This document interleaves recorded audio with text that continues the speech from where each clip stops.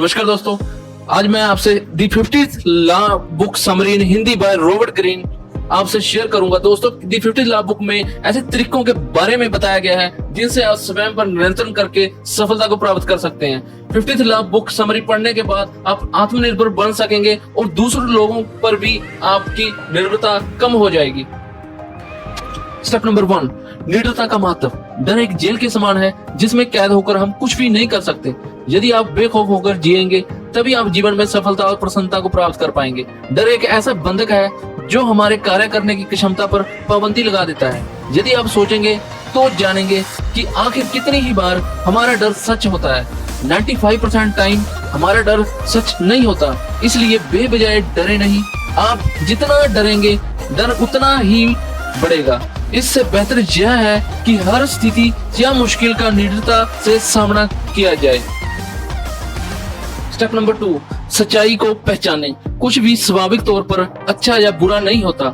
हर किसी के पास अवसर है कि वे घटनाओं की व्याख्या दुर्घटना या संभावना के रूप में करें। जीवन का हर क्षण एक अवसर होता है अपने डर से उबर कर उठने का। जब तक आप डर से परे होकर नहीं सोचेंगे तब तक वह अलग अलग आकार में आकर आपके सामने खड़ा हो जाएगा। जीवन ना साफ तौर पर बुरा है और ना ही अच्छा। ये आप जैसा सोचते हैं वैसा है। आप अपनी आंखों पर यदि सकारात्मकता पॉजिटिविटी की पट्टी बांध ले तो दुनिया सुखद एवं शांत दिखेगी और जीवन भी सफल होगा। 50th लॉ ये कहता है कि हम जिस तरह से अपने आसपास की घटनाओं का सामना करते हैं वह हमारी मानसिकता को निर्धारित करता है। यदि आप अपनी परेशानियों का सामना कर जीवन के प्रति एक निडर रवैया बनाएं तो ही हम जीवन में कुछ अच्छा और महत्वपूर्ण कर सकते हैं। स्टेप नंबर 3, केवल खुद पर निर्भर रहें। जब आप किसी के लिए काम करते हैं तो वे आपके मालिक बन जाते हैं। आपकी हर छोटी गलती आपके जीवन को उनकी दया पर ला छोड़ती है। अपने टाइम, फ्रीडम और क्रिएटिविटी का भरपूर लाभ उठाएं। आराम अथवा आमदनी की सिक्योरिटी को अपने पैरों की बेड़ियां ना बनने दें। हमारी संस्कृति में ऐसे अनेक बेड़ियां हैं जो जीवन को गलत संदेश देती हैं, जैसे हॉबीज या नौकरी। इन सभी से विपरीत दिशा में चलें, नए कौशल को सीखें और खुद को आत्मनिर्भर होने के लिए परीक्षित करें। बचपन में हमारी स्पिरिट एकदम आजाद होती है, लेकिन फिर भी बुक छोटी छोटी चीजों के लिए हम दूसरों पर निर्भर होते हैं। बड़े होकर भी हमारी आत्मा एक हिस्सा बचपन जैसी निर्भरता पुनः प्राप्त करना चाहती है। आपको इससे लड़ना है, तभी आपका जीवन मानसिक और शारीरिक स्वतंत्रता की दिशा में प्रगति कर सकेगा। स्टेप नंबर 4, सकारात्मक दृष्टिकोण एवं आशावादी व्यक्तित्व। जैसे भी हालात हो उनसे सीखें। हालात बुरे या अच्छे नहीं होते तो ऐसा मत सोचें कि आपके साथ यदि कुछ अच्छा नहीं हो रहा तो आप बदकिस्मत हैं। चैलेंजेस को ताकतवर बनने का अवसर समझिए। डिफेंस मोड पर रहने वाले हमेशा पीछे रह जाते हैं, इसीलिए हर बुरी परिस्थिति का सामना अटैक मोड में करें, ये आवश्यक है। एक अच्छा लीडर बनने के लिए आपको आम लोगों से अलग मानसिकता रखनी होगी। जब चीजें अच्छी भी चल रही हों तो भी सावधान रहें और उनके बुरे होने का सामना करने के लिए तैयार रहें।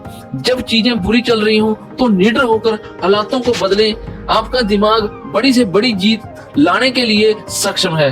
आमतौर पर लोग हमेशा अवसर का इंतजार करते हैं, पर कामयाब सिर्फ वे होते हैं जो हर क्षण, हर पल, हर छोटी चीज को बड़ी सफलता में परिवर्तित करते हैं। असरवादी और अवसरवादी कैसे बढ़े? जो भी आपके पास है उसका भरपूर उपयोग करें, चाहे फिर वह आपकी रचनात्मक और क्रिएटिविटी से कोई ना कोई कार्य हो या कोई डर हो। बाधा को कामयाबी का दरवाजा बनाएं। जब भी कोई मुश्किल आती है तो ही आप हालातों से हटकर सोच पाते हैं। अव्यवस्था में भी कोई ना कोई अवसर छुपा होता है, उसको ढूंढकर आगे बढ़ें। कम तैयार होने पर भी आगे बढ़ें। पूरी तरह से तैयार होने की प्रतीक्षा में समय ना गवाएं।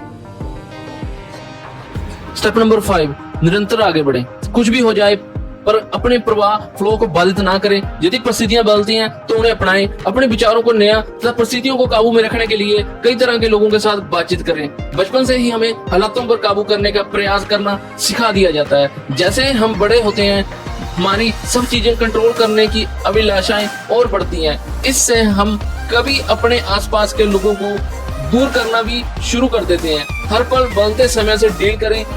और बेहतरीन तरीका ढूंढें कि आप पानी की तरह बन जाएं, बिना किसी डर के नई रचनाएं करें और उनके लिए अपना दिमाग खुला रखें, नया स्टाइल, नई दिशा ढूंढें।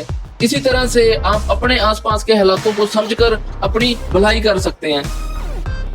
ठीक है दोस्तों, आज की वीडियो में इतना ही। ऐसी इन्फॉर्मेटिव वीडियो देखने के लिए चैनल को लाइक और सब्सक्राइब करना मत भूलें। धन्यवाद।